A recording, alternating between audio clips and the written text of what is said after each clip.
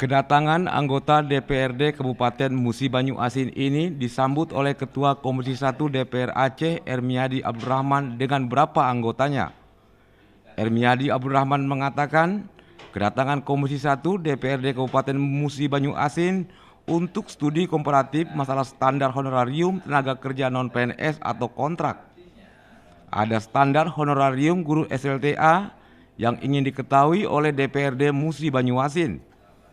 Pembayaran honorarium guru itu terkendala payung hukum ketika Undang-Undang 23 2014 tentang pemerintah daerah mengambil alih manajemen pengelolaan SMA SMK sederajat berada di tangan provinsi.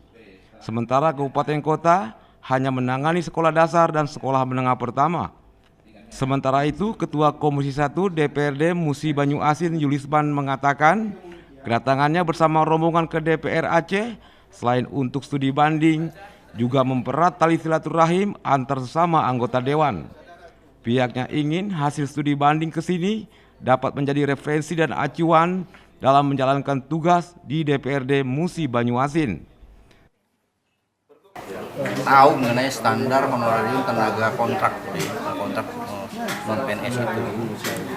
Ternyata kita dapat di sini penjelasan dari saudara-saudara kita dari DPR ini, dan dari dijelaskan oleh Sekwan, kita mengacu kepada Perbuk dan Pergub. Nah, juga kita menanyakan juga mengenai honorer guru honorer SMU. Nah, itu memang sekarang itu menjadi kendala nasional masalah itu, karena Undang-Undang 23 14 itu mengambil alih daripada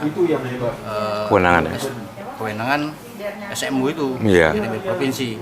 Nah, kita di kabupaten ini terkendala mengenai penganggaran untuk membayarnya itu nggak ada payung hukumnya. Nah itu.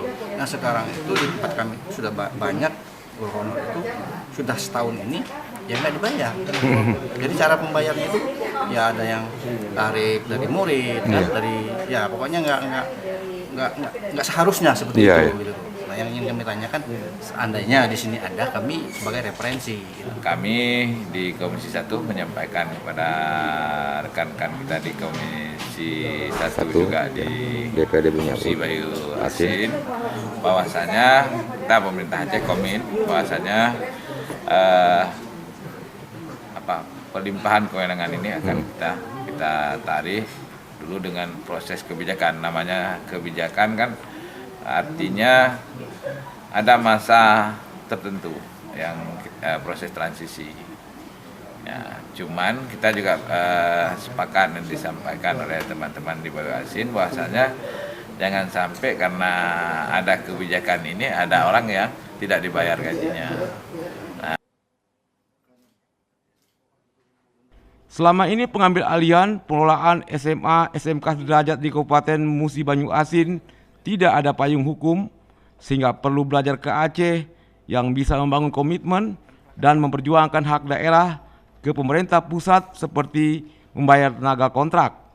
Tim Liputan TVRI melaporkan.